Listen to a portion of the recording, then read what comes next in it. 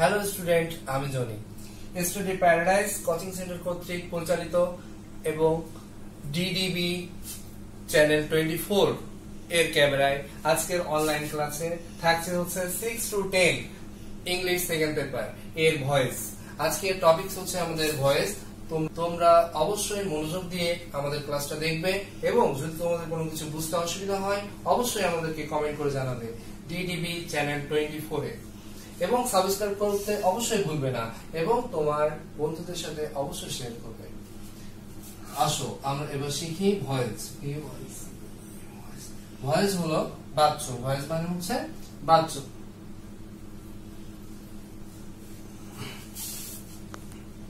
প্রথমে আমরা দেখতে হবে ভয়েস কাকে বলে। ভয়েস কাকে বলে? ভয়েস কাকে বলে সেটা হলো ক্রিয়া প্রকাশের সক্রিয় বা নিষ্ক্রিয় ধরনকে ভয়েস বলে।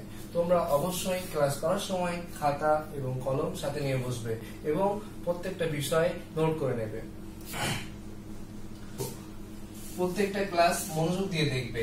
এখন দেখো সংজ্ঞাটা। ভয়েস কাকে বলে? ক্রিয়া প্রকাশের সক্রিয় ক্রিয়া প্রকাশের সক্রিয় বা নিষ্ক্রিয়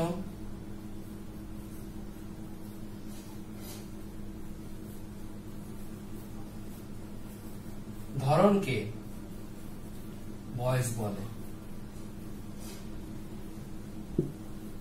তাহলে ভয়েস কাকে বলে? ক্রিয়া প্রকাশের সক্রিয় বা নিষ্ক্রিয় ধরনকে ভয়েস বলে।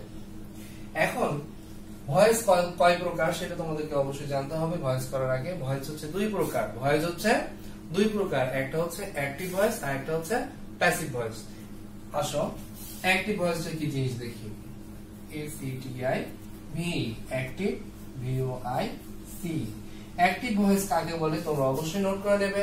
অ্যাক্টিভ ভয়েস হলো ক্রিয়া কর্তা যখন ক্রিয়া নিজে নিজে সম্পূর্ণ করবে, মানে হচ্ছে কর্তা যখন সরাসরি নিজের কাজ সম্পূর্ণ করবে তখন তাকে অ্যাক্টিভ ভয়েস বলে। কর্তা যখন নিজের কাজ নিজে নিজে সম্পূর্ণ করবে তখন তাকে অ্যাক্টিভ ভয়েস বলে। যেমন একটা উদাহরণ দেখো, he plays football. He plays football অর্থ কি? হি প্লেস ফুটবল অর্থ হলো সে ফুটবল খেলা করে। এখন কর্তা হচ্ছে হি, আর ভার্ব হচ্ছে প্লে, আর ফুটবল হচ্ছে অবজেক্ট। অবজেক্ট মানে কর্ম, ভার্ব মানে ক্রিয়া, আর সাবজেক্ট মানে কর্তা। কর্তা এক্ষেত্রে নিজে নিজের কাজ করছে, মানে নিজেই খেলা করছে। এজন্য এটা হচ্ছে অ্যাক্টিভ ভয়েস। এবার প্যাসিভ ভয়েসে আসি।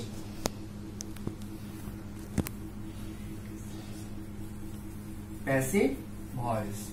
প্যাসিভ ভয়েস মানে হলো কর্তৃবাচক। এখন প্যাসিভ ভয়েস কাকে বলে? কর্তা যখন তার কাজ নিজে নিজে সম্পূর্ণ করে না তখন তাকে প্যাসিভ ভয়েস বলে। তখন তাকে কি বলে? Passive voice. একটা উদাহরণ দেই, football is played by him. এর মানেটা দাঁড়াচ্ছে ফুটবল তার দ্বারা খেলা হয়। ফুটবল তার দ্বারা খেলা হয়। এর আগেটা ছিল সে ফুটবল খেলা করে। দুইটা অর্থ কিন্তু দুই রকম, ক্রিয়া দুই ভাবে প্রকাশ করা হচ্ছে। একটা হচ্ছে সে ফুটবল খেলা করে, আর একটা হচ্ছে সে তার দ্বারা ফুটবল খেলা হচ্ছে।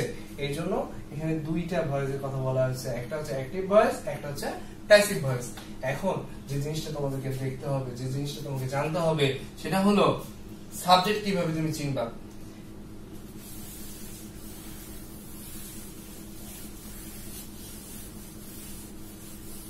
সাবজেক্ট চেনার উপায় হলো সাবজেক্ট চেনার উপায়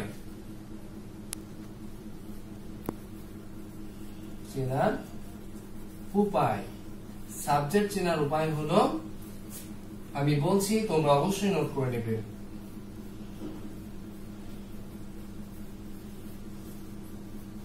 হি প্লে ফুটবল। এখন দেখো এটা হচ্ছে সাবজেক্ট, মানে হচ্ছে কর্তা। যে কাজ করে সেই হচ্ছে কর্তা, যে কাজ করে সেই হচ্ছে কর্তা। এখন কর্তা কিভাবে চিনবে? এটা হচ্ছে ক্রিয়া আর এটা হচ্ছে অবজেক্ট মানে কর্ম। তাহলে এটা হচ্ছে সাবজেক্ট, আমি এখন কিভাবে চিনবো? একটা বাক্যে কিভাবে আমরা সাবজেক্ট চিনবো? ক্রিয়াকে যদি তোমরা সবাই নোট করে নাও যে ক্রিয়াকে যদি কে দ্বারা প্রশ্ন করা হয়, যে উত্তর পাওয়া যাবে তাকে হচ্ছে আমরা বলবো সাবজেক্ট। ক্রিয়াকে কে দ্বারা প্রশ্ন করলে যে উত্তর পাওয়া যাবে সেটা হচ্ছে সাবজেক্ট। অবশ্যই তোমরা নোট করে নেবে। দেখো এখন কে খেলা করে, কে এই ভার মানে এটা হচ্ছে ক্রিয়া, এই ক্রিয়াকে কে দ্বারা প্রশ্ন করছে? কে ফুটবল খেলে, সে ফুটবল খেলে। তাহলে আমাদের সাবজেক্ট কি পাচ্ছি আমরা? হি পাচ্ছি, আমরা সাবজেক্ট পাচ্ছি হি। এবার অবজেক্ট আমরা কিভাবে চিনবো? অবজেক্ট চেনার উপায় ওবিজে মানে হচ্ছে অবজেক্ট চেনার উপায়। অবজেক্ট চেনার উপায়, অবজেক্ট চেনার উপায় হলো he plays football, he plays football, he plays football.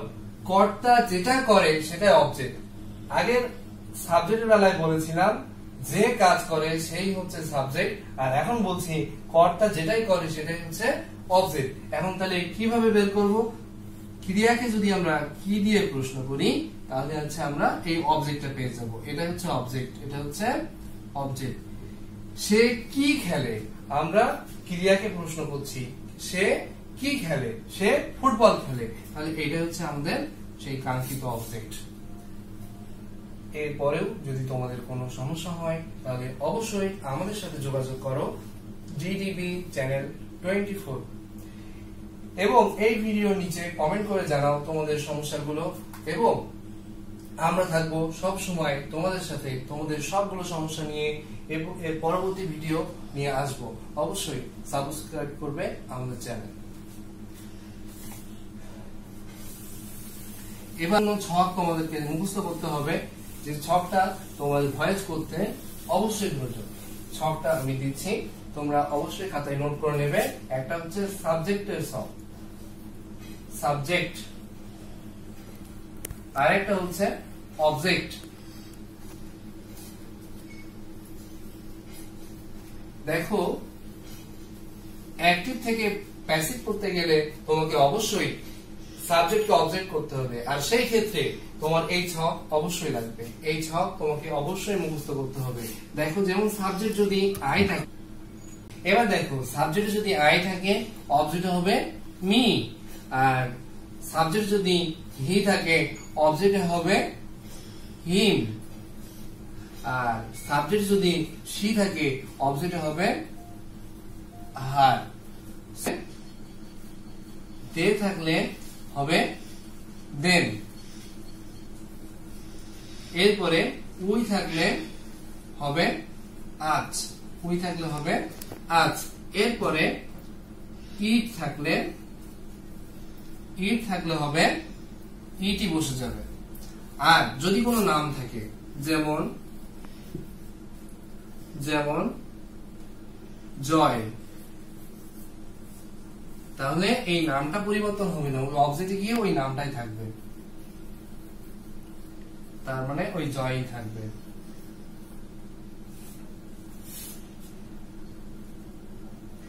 এইগুলো আপাতত তোমাদের জন্য কাজে লাগবে।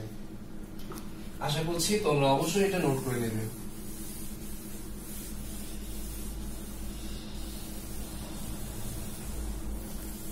আচ্ছা, এবার আমরা কিভাবে অ্যাক্টিভ ভয়েস থেকে প্যাসিভ করতে হয় সেটা শিখবো। এখন শেখাবো অ্যাক্টিভ থেকে কিভাবে প্যাসিভ করতে হয়। অ্যাক্টিভ ভয়েস থেকে প্যাসিভ ভয়েস, অ্যাক্টিভ থেকে কিভাবে প্যাসিভ ভয়েস করবে। অ্যাক্টিভ থেকে প্যাসিভ করা খুবই সহজ যদি তুমি একটু নিয়ম মেনটেন করো। এর জন্য আমি তোমাকে একটা খুব সুন্দর উদাহরণ দিয়ে বোঝাবো, তোমরা অবশ্যই মন দিয়ে দেখবে। আচ্ছা, তোমরা প্রথমে একটা গঠন লিখে নাও। অ্যাক্টিভ ফর্ম থেকে প্যাসিভ ফর্মে যদি আমরা প্রেজেন্ট ইনডিফিনাইটটা করব, আগে প্রেজেন্ট ইনডিফিনাইট টেন্সের ক্ষেত্রে PRESENT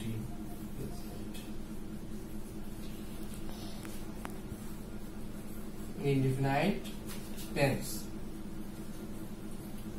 প্রেজেন্ট ইনডিফিনাইট টেন্সের ক্ষেত্রে অ্যাক্টিভ থেকে প্যাসিভ ভয়েস কিভাবে করবে সেটা দেখাচ্ছি। দেখো, প্রেজেন্ট ইনডিফিনাইট টেন্স তোমাকে চিনতে হবে। প্রথমে তোমাকে অবশ্যই বাক্যটা চিনতে হবে, এই বাক্যটা প্রেজেন্ট ইনডিফিনাইট টেন্সে আছে। এর জন্য আমি সহজ একটা গঠন লিখে দিচ্ছি, অ্যাক্টিভ ভয়েস কিভাবে প্রেজেন্ট ইনডিফিনাইট টেন্স সেটা চিনবে। অ্যাক্টিভ ফর্ম, আর এটা হচ্ছে প্যাসিভ ফর্ম। দেখো, অ্যাক্টিভ ফর্মে যদি মূল ভার্ব থাকে, অ্যাক্টিভ ফর্মে যদি মূল ভার্ব থাকে, এটা হচ্ছে মূল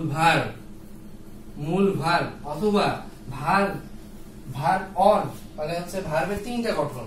একটা হচ্ছে প্রেজেন্ট ফর্ম, পাস্ট ফর্ম আর পাস্ট পার্টিসিপল ফর্ম। প্রেজেন্ট ফর্মকে আমরা ভি অন দ্বারা প্রকাশ করছি, ভি অন। ভি অন এর সাথে যদি এস অথবা ইএস থাকে তাহলে সেটা বুঝে নিতে হবে, সেটা হচ্ছে প্রেজেন্ট ইনডিফিনাইট টেন্স।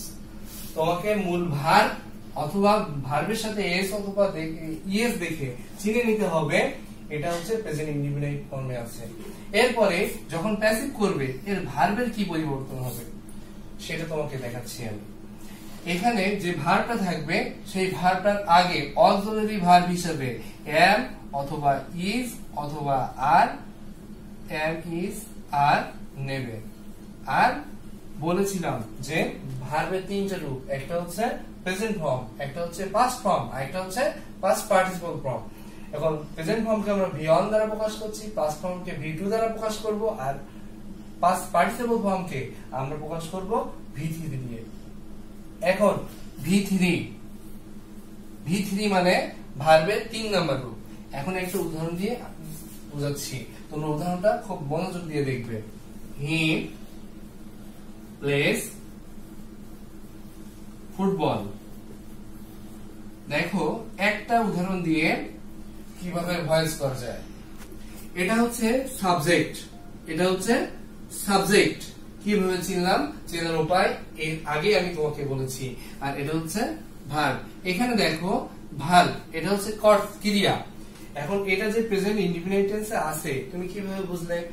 এস অথবা ইএস আছে প্লেসের সাথে, প্লেসের সাথে এস যোগ হয়ে প্লেস হয়েছে, তার মানে বুঝতে পেরেছো যে মূল ভার্ব অথবা ভার্বের সাথে এস অথবা ইএস থাকলে শুধুমাত্র প্রেজেন্ট ইনডিফিনাইট টেন্স হবে। এটা ভার্ব বুঝলাম। আর এটা হচ্ছে অবজেক্ট, এটা হচ্ছে ভার্ব V1 এর সাথে এস অথবা ইএস আছে, আর এটা হচ্ছে অবজেক্ট। এখন একে কিভাবে আমরা অ্যাক্টিভ থেকে প্যাসিভে নিয়ে যাব? তোমাদের পরীক্ষায় এরকম একটা বাক্য দিয়ে পাশে বলে দেবে প্যাসিভ, PASSIV, প্যাসিভ। এর মানে হলো এটা অ্যাক্টিভে আছে, তোমাকে প্যাসিভ ফর্মে রূপান্তর করে দেখাতে হবে।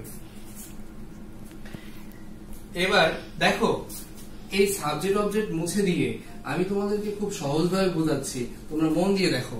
এটা হচ্ছে বাবা, ধরো এটা হচ্ছে সংসার, এটা হচ্ছে ছেলে।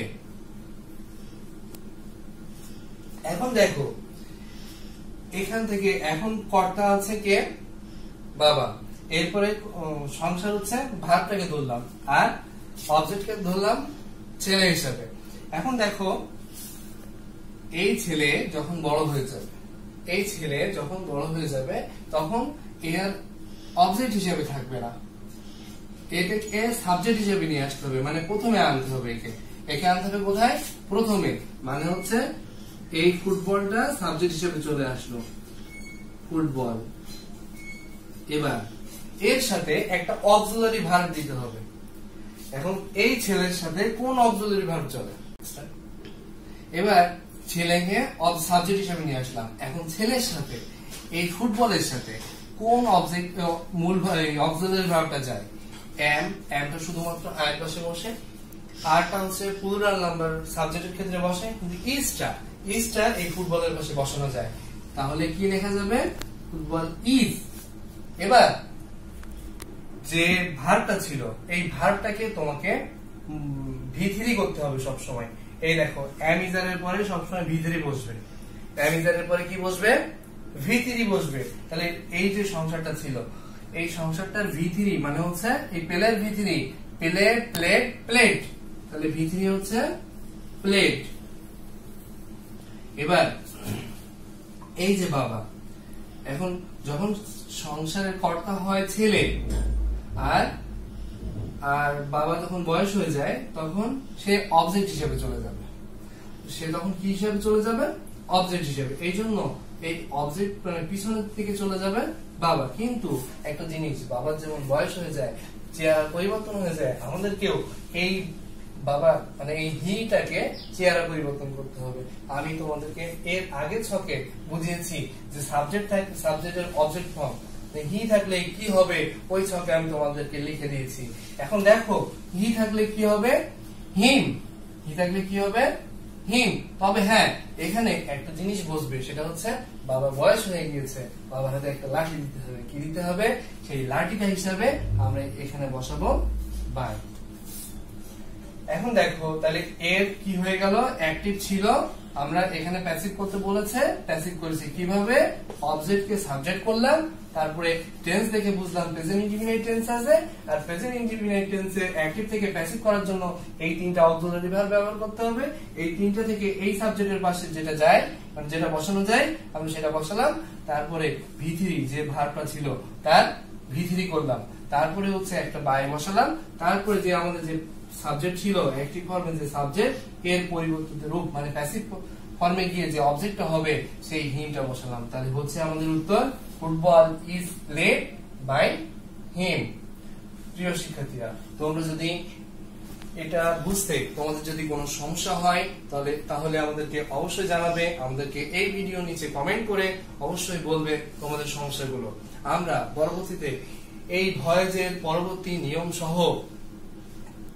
সহ পরবর্তী ভিডিও নিয়ে তোমাদের সামনে হাজির হব।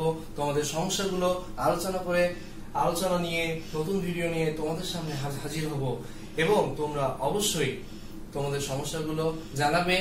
সাথে সাথে আমাদের ডিডিবি চ্যানেল 24 কে সাবস্ক্রাইব করবে, শেয়ার করবে, ছড়িয়ে দেবে তোমাদের বন্ধুদের মাঝে। আশা করছি তোমরা সবাই ভালো থাকবে। সেই পর্যন্ত।